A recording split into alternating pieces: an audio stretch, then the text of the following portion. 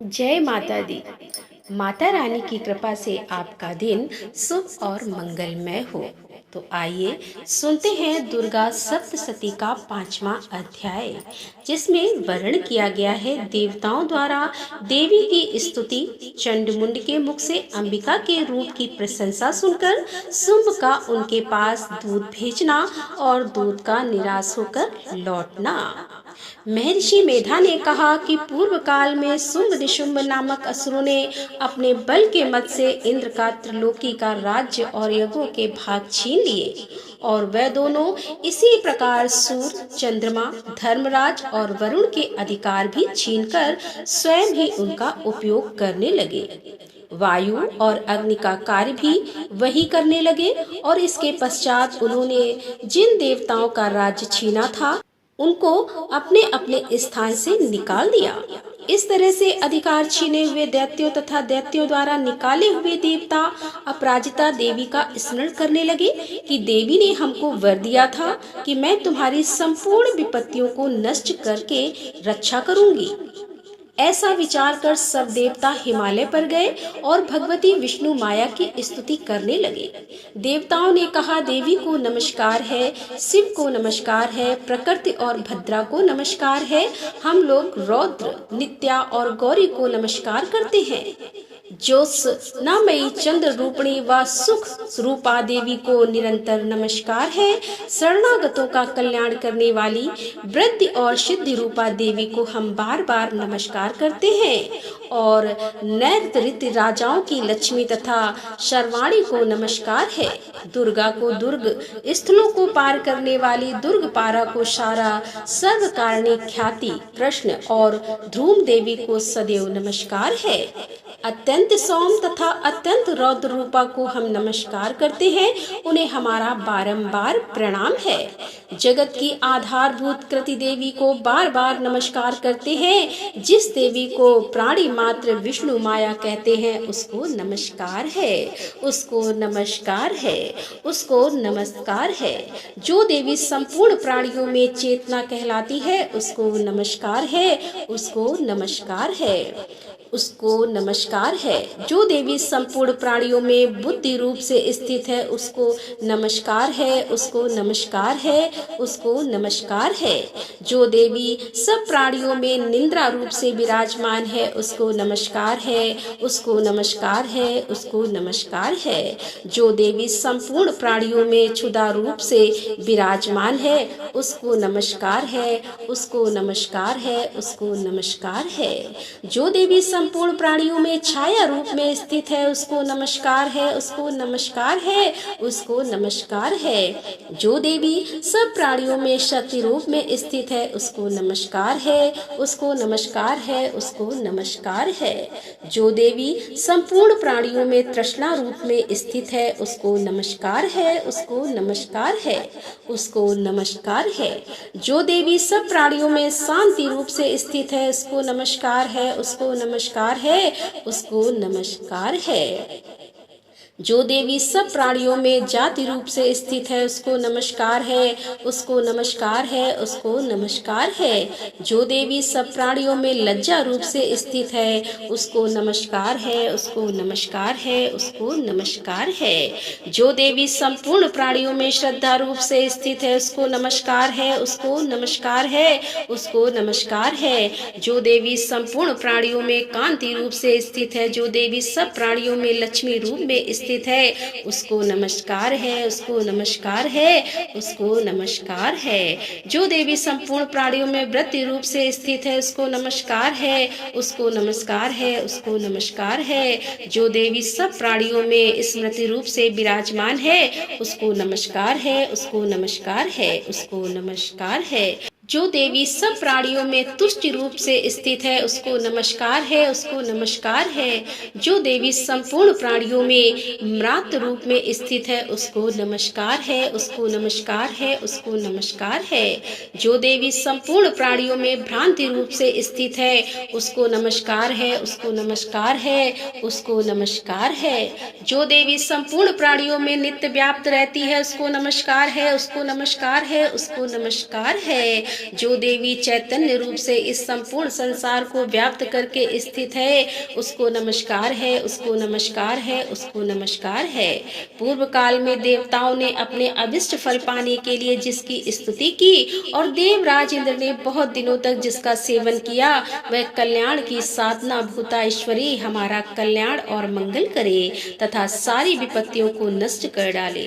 असुरों के सताए हुए हम संपूर्ण देवता उस परमेश्वरी को इस समय नमस्कार करते हैं तथा जो भक्ति पूर्वक स्मरण किए जाने पर तुरंत ही सब विपत्तियों को नष्ट कर देती है, वह जगदम्बा इस समय भी हमारा मंगल करके हमारी समस्त विपत्तियों को दूर करे। महर्षि मेधा ने कहा कि हे राजन, इस प्रकार जब देवता स्तुति कर रहे थे तो उसी समय पार्वती देवी गंगा में स्नान करने के लिए आई। तब उनके शरीर से प्रकट होकर शिवा देवी बोली, शुंभ दैत्य के द्वारा स्वर्ग से निकले हुए और निशुंभ से हारे हुए यह देवता मेरी स्तुति कर रहे हैं। पार्वती के शरीर से अंबिका निकली थी, इसीलिए उसको संपूर्ण लोक में कौशिकी कहते हैं। कौशिकी के प्रकट होने के पश्चात पार्वती देवी के शरीर का रंग काला हो गया और वह हिमालय पर रहने वाली कालिका देवी के नाम से प्रसिद्ध हुई। फिर शुंभ और निशुंभ के दूत चंड मुंड वहां आए और उन्होंने परम मनोहर रूप वाली अंबिका देवी को देखा। फिर वह शुंभ के पास जाकर बोले, महाराज, एक अत्यंत सुंदर स्त्री हिमालय को प्रकाशित कर रही है, वैसा रंग रूप आज तक हमने किसी स्त्री में नहीं देखा। हे असुरेश्वर, आप यह पता लगाए कि वह कौन है और उसको ग्रहण कर ले। वह स्त्री स्त्रियों में रत्न है, वह अपनी कांति से दसों दिशाओं को प्रकाशित करती हुई वहाँ स्थित है, इसीलिए आपका उसको देखना उचित है। हे प्रभु, तीनों लोगों के हाथी, घोड़े और मणि इत्यादि जितने रत्न हैं, वह सब इस समय आपके घर में शोभायमान हैं। हाथियों में रत्न रूप ऐरावत हाथी और उच्च श्रवा नामक घोड़ा जो आप इंद्र से ले आए हैं, और हंसों में द्वारा जुटा हुआ विमान जो कि ब्रह्मा जी के पास था, अब भी आपके पास है, और यह महापद नामक खजाना आपके कुबेर से छीना है। समुद्र ने आपको सदा खिले फूलों की किंजलंकनी नामक माला दी है। वरुण का कंचन की वर्षा करने वाला छत्र आपके पास है। रथों में श्रेष्ठ प्रजापति का रथ भी आपके पास ही है।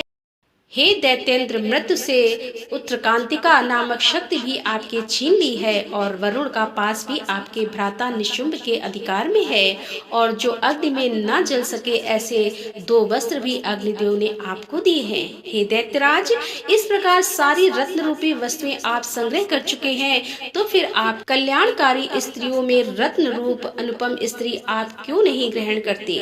महर्षि मेधा बोले, चंड मुंड का यह वचन सुनकर शुंभ ने विचार कि सुग्रीव को अपना दूत बनाकर देवी के पास भेजा जाए। प्रथम सबको सब कुछ समझा दिया और कहा कि वहां जाकर तुम उसको अच्छी तरह से समझाना और ऐसा उपाय करना जिससे वह प्रसन्न होकर तुरंत मेरे पास चली आए। भली प्रकार समझाकर कहना।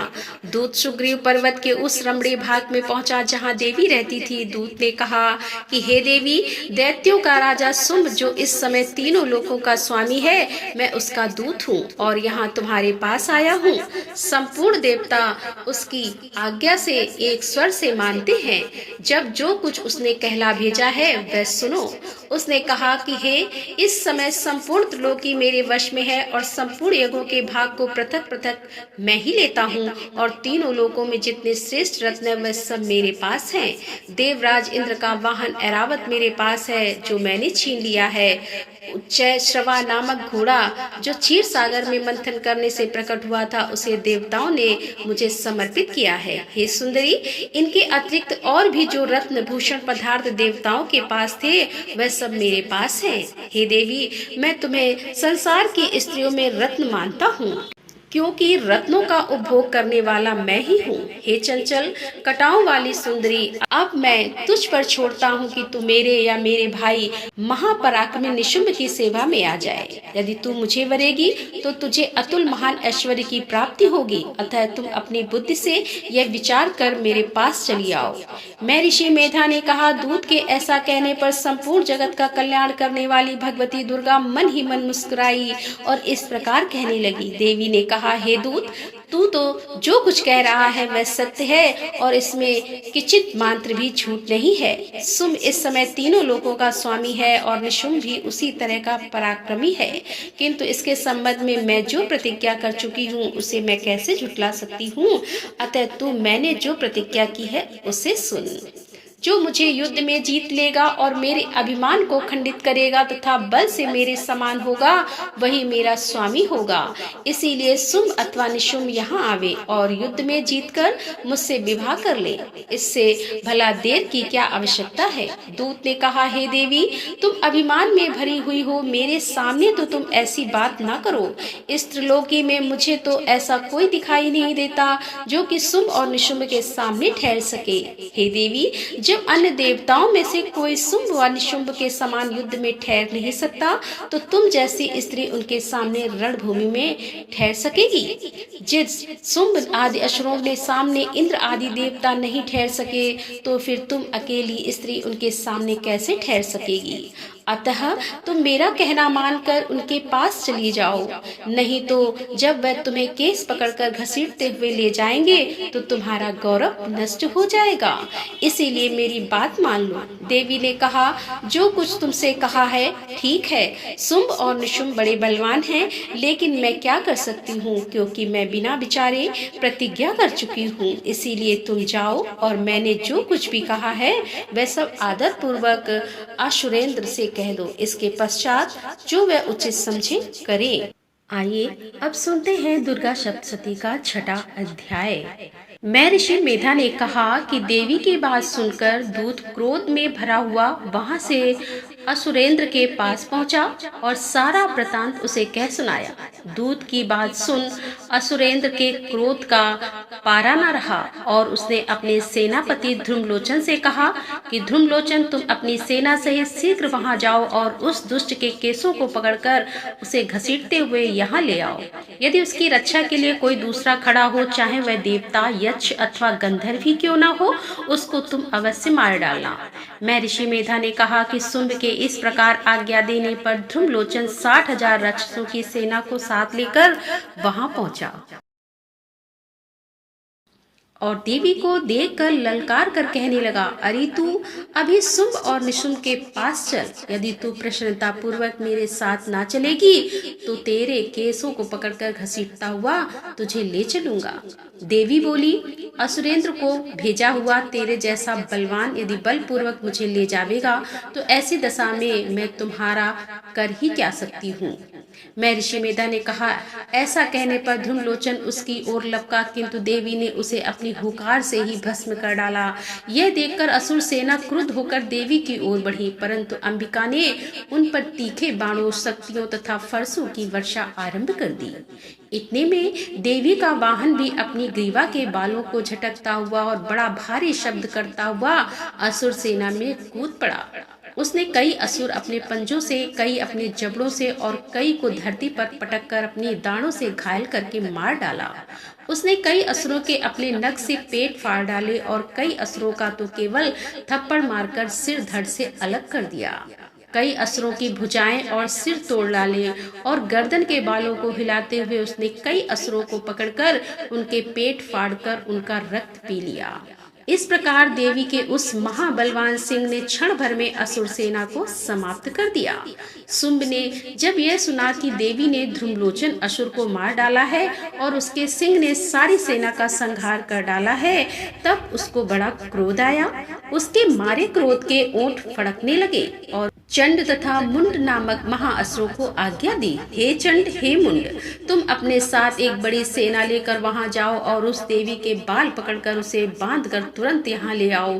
यदि उसको यहाँ लाने में किसी प्रकार का संदेह हो तो अपनी सेना सहित उससे लड़ते हुए उसको मार डालो और जब वह दुष्टा और उसका सिंह दोनों मारे जावे तब भी उसको बांधकर यहाँ ले आना।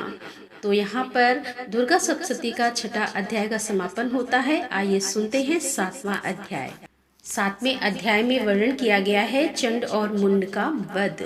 महर्षि मेधा ने कहा कि दैत्यराज की आज्ञा पाकर चंड और मुंड चतुरंगिनी सेना को साथ लेकर हथियार उठाए हुए देवी से लड़ने के लिए चल दिए, हिमालय पर्वत पर पहुंचकर उन्होंने मुस्कुराती हुई देवी जो सिंह पर बैठी हुई थी देखा। जब असुर उनको पकड़ने के लिए तलवारें लेकर उनकी ओर बढ़े तब अंबिका को उन पर बड़ा क्रोध आया और मारे क्रोध के उनका मुख काला पड़ गया। उनकी भुकटियां चढ़ गईं और उनके ललाट में से अत्यंत भयंकर तथा अत्यंत विस्तृत मुख वाली लाल आंखों वाली काली प्रकट हुई, जो कि अपने हाथों में तलवार और पास लिए हुए थी। वह विचित्र खड़ग धारण किए हुए थी तथा चीते के चर्म की साड़ी एवं नर मुंडों की माला पहन रखी थी।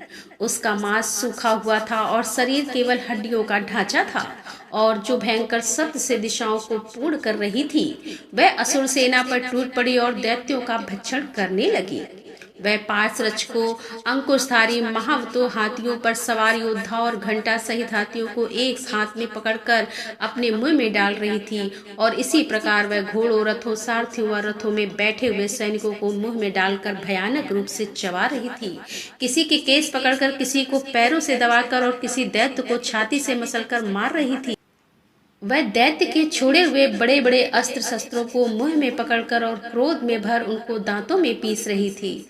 उसने कई बड़े बड़े असुर भक्षण कर डाले, कितनों को रौंद डाला और कितनी उसकी मार के मारे भाग गए। कितनों को उसने तलवार से मार डाला, कितनों को अपने दांतों से समाप्त कर दिया और इस प्रकार से देवी ने क्षण भर में संपूर्ण दैत्य सेना को नष्ट कर दिया। यह देख महापराक्रमी चंड काली देवी की ओर पलका और मुंड ने भी देवी पर अपने भयानक बाणों की वर्षा आरंभ कर दी और अपने हजारों चक्र उस पर छोड़े। उस समय वह चमकते हुए बाण व चक्र देवी के मुख में प्रविष्ट हुए इस प्रकार दिख रहे थे जैसे मानो बहुत से सूर्य मेघों की घटा में प्रविष्ट हो रहे हो। इसके पश्चात भयंकर शब्द के साथ काली ने अत्यंत जोश में भरकर विकट अट्टहास किया। उसका भयंकर मुख देखा नहीं जाता था। उसके मुख से श्वेत दांतों की पंक्ति चमक रही थी। फिर उसने तलवार हाथ में लेकर हू शब्द कहकर चंड के ऊपर आक्रमण किया और उसके केस पकड़कर उसका सिर काटकर अलग कर दिया। चंड को मरा हुआ देखकर मुंड देवी की ओर लपका, परंतु देवी ने क्रोध में भरे उसे भी अपनी तलवार से यमलोक पहुंचा दिया। चंड और मुंड को मरा हुआ देखकर उसकी बाकी बची हुई सेना वहां से भाग गई। इसके पश्चात काली चंड और मुंड के कटे हुए सिरों को लेकर चंडिका के पास गई और प्रचंड अट्टहास के साथ कहने लगी कि हे देवी, चंड और मुंड दो महादैत्यों को मारकर तुम्हें भेंट कर दिया है। अब शुंभ और निशुंभ का तुमको स्वयं वध करना है।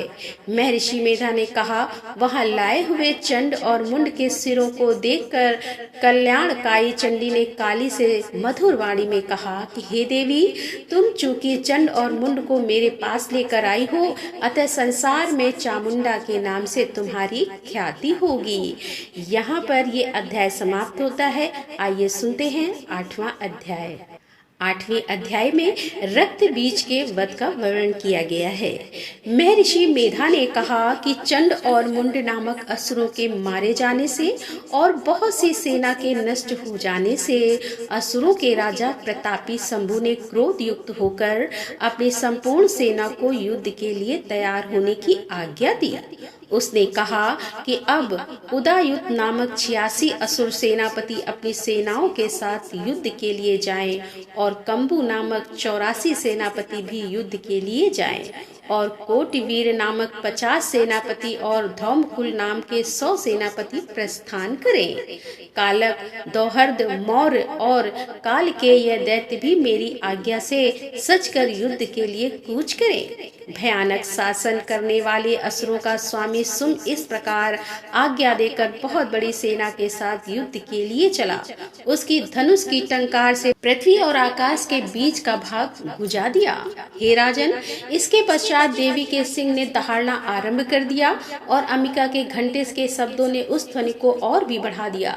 धनुष की टंकार, शेर की दहाड़ और घंटे के शब्द से पृथ्वी और आकाश के बीच का भाग गूंज उठा और इसके साथ ही देवी ने अपने मुख को और भी भयानक बना लिया। ऐसे भयंकर शब्दों को सुनकर राक्षसी सेना ने देवी तथा सिंह को चारों ओर से घेर लिया। हे राजन, उस समय दैत्यों के नाश के लिए और देवताओं के हित के लिए ब्रह्मा, शिव, कार्तिकेय, विष्णु तथा इंद्र आदि देवों की शक्तियां, जो अत्यंत पराक्रम और बल से संपन्न थी, उनके शरीर से निकलकर उसी रूप में चंडिका देवी के पास गई। जिस देवता का जैसा रूप था, जैसे आभूषण थे और जैसा वाहन था, वैसा ही रूप, आभूषण और वाहन लेकर उन देवताओं की शक्तियां दैत्यों से युद्ध करने के लिए आई। हंस युक्त विमान में बैठकर और रुद्राक्ष की माला तथा कमंडल धारण करके ब्रह्मा जी की शक्ति आई। वृषभ पर सवार होकर, हाथ में त्रिशूल लेकर, महानाग का कंकड़ पहनकर और चंद्र रेखा से भूषित होकर भगवान शंकर की शक्ति महेश्वरी आई। और मोर पर आरूढ़ होकर हाथ में शक्ति लिए दैत्यों से युद्ध करने के लिए कार्तिकेय जी की शक्ति उन्हीं का रूप धारण करके आई। भगवान विष्णु की शक्ति गरुड़ पर सवार होकर शंख, चक्र, श्रांग, गदा, धनुष तथा खड़ग हाथ में लिए हुए आई। श्री हरि की शक्ति वाराही वाराह का शरीर धारण करके आई और नरसिंह के समान शरीर धारण करके उनकी शक्ति नारसिंही भी आई। उसकी गर्दन के झटकों से आकाश के तारे टूट पड़ते थे। और इसी प्रकार देवराज इंद्र की शक्ति ऐन्द्री भी ऐरावत के ऊपर सवार होकर आई।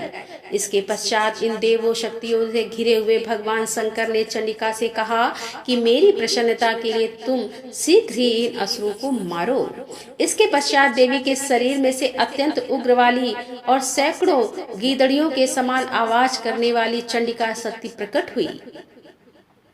उस अपराजिता देवी ने धूमिला जटा वाले भगवान श्री शंकर जी से कहा कि हे प्रभु, आप मेरी ओर से दूत बनकर शुंभ और निशुंभ के पास जाइए और उन अत्यंत गर्वीले दैत्यों से कहिए तथा उनके अतिरिक्त और भी जो दैत्य वहां युद्ध के लिए उपस्थित हैं, उनसे भी कहिए, जो तुम्हें अपने जीवित रहने की इच्छा हो तो त्रिलोकी का राज्य इंद्र को दे दो। देवताओं को उनका यज्ञ भाग मिलना आरंभ हो जाए और तुम पाताल को लौट जाओ। किंतु यदि बल के गर्व से तुम्हारी लड़ने की इच्छा हो तो फिर आ जाओ, तुम्हारे मांस से मेरी योगिनियां तृप्त होंगी। चूंकि उस देवी ने भगवान शंकर को दूत के कार्य से नियुक्त किया था, इसीलिए वह संसार में शिव दूती के नाम से विख्यात हुई। भगवान शंकर से देवी का संदेश पाकर उन दैत्यों के क्रोध का कोई आर पार न रहा और वह जिस स्थान पर देवी विराजमान थी वहां पर पहुंचे और जाने के साथ ही उस पर बाणों और शक्तियों की वर्षा करने लगे। देवी ने उनके फेंके हुए बाणों, शक्तियों, त्रिशूल और फरसों को अपने बाणों से काट डाला और काली देवी उस देवी के साथ आगे खड़ी होकर शत्रुओं को त्रिशूल से विदीर्ण करने लगी और खटवांग से कुचलने लगी। ब्राह्मणी जिस तरफ दौड़ती थी उसी तरफ अपने कमंडलू का जल छिड़ककर दैत्यों के वीर व बल को नष्ट कर देती थी और इसी प्रकार महेश्वरी त्रिशूल से, वैष्णवी चक्र से और अत्यंत कोप वाली कौमारी शक्ति द्वारा असुरों को मार रही थी। और ऐन्द्री के बाजू के प्रहार से सैकड़ों दैत्य रक्त की नदियां बहाते हुए पृथ्वी पर सो गए। वाराही ने कितने ही राक्षसों को अपनी थूथुन द्वारा मृत्यु के घाट उतार दिया। दाणों के अग्र भाग से निकले ही राक्षसों की छाती को चीर डाला और चक्र की चोट से कितनों को ही विदीर्ण करके धरती पर डाल दिया। बड़े बड़े राक्षसों को नारसिंही अपने नखों से विदीर्ण करके भक्षण कर रही थी और सिंहनाद से चारों दिशाओं को गुजाती हुई रणभूमि में विचर रही थी। शिवदूती के प्रचंड अट्टहास से कितने ही दैत्य भयभीत होकर पृथ्वी पर गिर पड़े और उनके गिरते ही वह उनको भक्षण कर गई। इस तरह क्रोध में भरे हुए मृतगणों द्वारा नाना प्रकार के उपायों से बड़े बड़े असुरों को मरते हुए देखकर राक्षसी सेना भाग खड़ी हुई और उनको इस प्रकार भागता देखकर रक्तबीज नामक महापराक्रमी राक्षस क्रोध में भरकर युद्ध के लिए आगे बढ़ा। उसके शरीर से रक्त की बूंदें पृथ्वी पर जैसे ही गिरती थी, तुरंत वैसे ही शरीर वाला तथा वैसा ही बलवान दैत्य पृथ्वी से उत्पन्न हो जाता था। रक्तबीज गदा हाथ में लेकर ऐन्द्री के साथ युद्ध करने लगा। जब ऐन्द्री शक्ति ने अपने वज्र से उसको मारा तो घायल होने के कारण उसके शरीर से बहुत सा रक्त बहने लगा और उसकी प्रत्येक बूंद से उसके समान ही बलवान तथा महापराक्रमी अनेक दैत्य भयंकर रूप से प्रकट हो गए। वह सबके सब दैत्य बीच के समान ही बलवान तेज वाले थे। यह भी भयंकर अस्त्र शस्त्र लेकर देवियों के साथ लड़ने लगे। जब ऐन्द्री के वज्र प्रहार से उसके मस्तक पर चोट लगी और रक्त बहने लगा तो उसमें से हजारों ही पुरुष उत्पन्न हो गए। वैष्णवी ने चक्र से और इंद्री ने गदा से रक्त बीज को चोट पहुंचाई और वैष्णवी के चक्र से घायल होने पर उसके शरीर से जो रक्त बहा उससे हजारों महाअसुर उत्पन्न हुए, जिनके द्वारा यह जगत व्याप्त हो गया। कौमारी ने सत्य से, बाराही ने खड़ग से और महेश्वरी ने त्रिशूल से उसको घायल किया। इस प्रकार क्रोध में भरकर उस महादैत्य ने सब रात शक्तियों पर पृथक पृथक गदा से प्रहार किया और माताओं ने शक्ति तथा शूल इत्यादि से उसको बार बार घायल किया। उसने सैकड़ों महादैत्य उत्पन्न हुए और इस प्रकार उस रक्त बीज के रुधिर से उत्पन्न हुए असुरों से संपूर्ण जगत व्याप्त हो गया, जिससे देवताओं को भय हुआ। देवताओं को भयभीत देखकर चंडिका ने काली से कहा कि हे चामुंडे, अपने मुख को बड़ा करो और मेरे शस्त्रघात से उत्पन्न हुए रक्त बिंदुओं तथा रक्त बिंदुओं से उत्पन्न हुए महाअसुरों को तुम अपने इस मुख से भक्षण करती जाओ। इस प्रकार रक्त बिंदुओं से उत्पन्न हुए महादैत्यों को भक्षण करती हुई तुम रणभूमि में विचरो। इस प्रकार रक्त क्षीण होने से यह दैत्य नष्ट हो जाएगा। तुम्हारे भक्षण करने के कारण अन्य दैत्य नहीं होंगे। काली से इस प्रकार कहकर चंडिका देवी ने रक्त बीज पर अपने त्रिशूल से प्रहार किया और काली देवी ने अपने मुख में उसका रक्त ले लिया। जब उसने गदा से चंडिका पर प्रहार किया, प्रहार से चंडिका को तनिक भी कष्ट न हुआ, किंतु रक्त बीज के शरीर से बहुत सा रक्त बहने लगा। लेकिन उसके गिरने के साथ ही काली ने उसको अपने मुख में ले लिया। काली के मुख में उस रक्त से जो असुर उत्पन्न हुए उनको उसने भक्षण कर लिया और रक्त को पीती गई। तदंतर देवी ने रक्त बीज को, जिसका की खून काली ने पिया था, चंडिका ने उस दैत्य को वज्र, बाण, खड़ग तथा ऋष इत्यादि से मार डाला। हे राजन, अनेक प्रकार के शस्त्रों से मारा हुआ और खून से वंचित वह महादैत्य रक्त बीज पृथ्वी पर गिर पड़ा। हे राजन, उसके गिरने से देवता अत्यंत प्रसन्न हुए और माताएं उन असुरों का रक्त पीने के पश्चात उदत होकर नृत्य करने लगी। तो दोस्तों, यहाँ पर दुर्गा सप्तशती का 8वां अध्याय का समापन करते हुए इसके आगे का अध्याय लेकर हम आपके सामने फिर उपस्थित होंगे।